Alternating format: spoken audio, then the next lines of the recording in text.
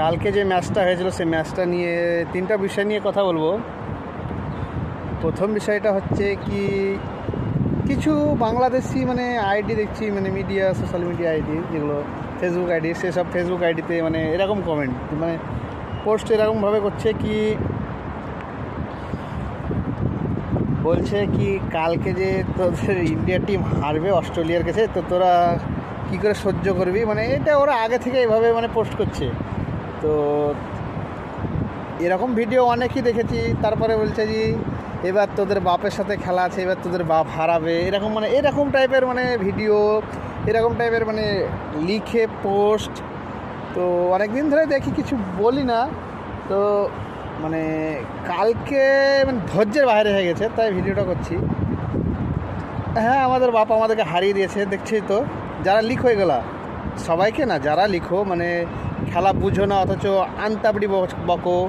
হ্যাঁ, কখন ইন্ডিয়ার প্লেয়ারকে পাকিস্তানি প্লেয়ার বানিয়ে দাও, আর পাকিস্তানি প্লেয়ারকে কখন অস্ট্রেলিয়ার প্লেয়ার বানিয়ে দাও, মানে বোঝা মুশকিল তোমাদের কাছে।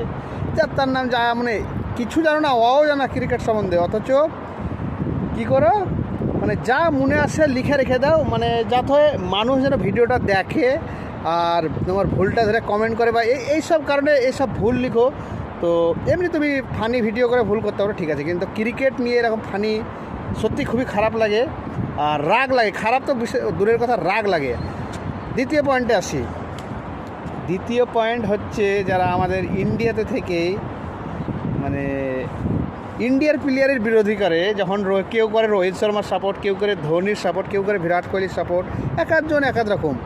তো এক একজনকে সাপোর্ট করে, আর এক একজন আর একজনের বিরুদ্ধে কথা বলে, এ ভাল লাগে, ও আকে গালি দেয়, একে গালি দেয়।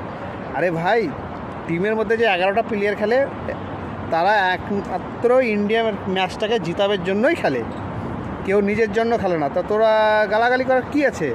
আর সবাই সব দিন খেলতে পারে না, ঠিক আছে। আজ হয়তো একজন খেলবে, আরেকদিন আরেকজন খেলবে, পরশু দিন আরেকজন খেলবে, প্রতিদিন একটা প্লেয়ার ভালো খেলতে পারে না।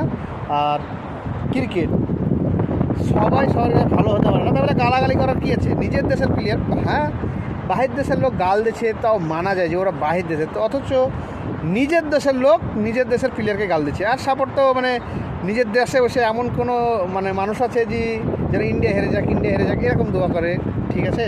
আর তৃতীয় হচ্ছে বিষয়, যা বিরাট কোহলির সুলো খেলা, মানে সুলো খেলে তাই মানে বিশাল রাগ লাগে, মানে সুলো খেলে এইলে অনেক কথা, মানে সুলো খেলে কেন বিরাট কোহলি?